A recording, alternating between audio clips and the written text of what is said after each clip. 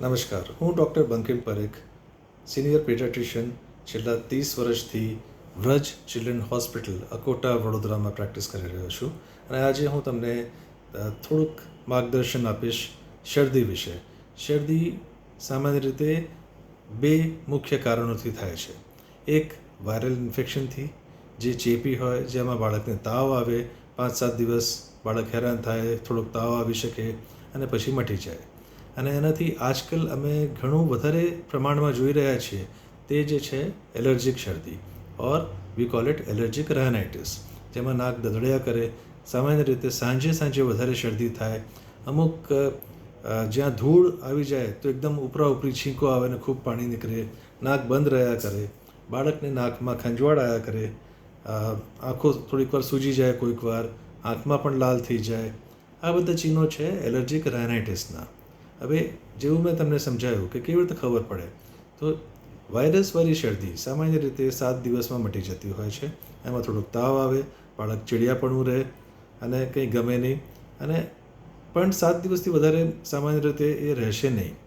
જ્યારે કે જે એલર્જીવાળી શરદી છે તે લાંબો સમય સુધી રહે, મહિનાઓ સુધી રહી શકે, અને એનું એક સ્પેસિફિક ટાઈમ હોય કે સવારે સારું હતું પણ સાંજે વધારે થયું, એ અથવા રાતે સારું હતું ને નહીને નીકળે અને ઉપરા ઉપરી બહુ છીંકો આવી. સો આ એલર્જી શેની છે? મુખ્યત્વે સૌથી વધારે કારણ છે ડસ્ટની. ડસ્ટ સિવાય પોલેન્સ, ધુમાડો, સ્મોક, પરફ્યુમ, અગરબત્તી, ગુડ નાઇટ, કોઈ પણ વસ્તુ જે હવામાં તરતી હોય અને આપણા શ્વાસમાં, આપણા નાકમાં જાય અને નાકને ઇરિટેટ કરે, એના લીધે એલર્જીક રાયનાઇટિસ ની પીડા થઈ શકે. આમાં ઉપરા ઉપરી છીંકો આવી શકે, નાક બંધ રહ્યા કરે, શ્વાસ લેવામાં તકલીફ થાય બાળકને, મોઢેથી શ્વાસ લે, આ બધા ચિહ્નો હોય છે. સો આમાં જે ટ્રીટમેન્ટ છે થોડીક અલગ હોય છે. આમાં નાકની અંદર સ્પ્રે કરવામાં આવે, જેનાથી એને બાળકને અંદર નાકની અંદરનો સોજો ઉતરે અને એલર્જી ઓછી થાય. એની સાથે એન્ટી એલર્જીક દવા આપવી પડે.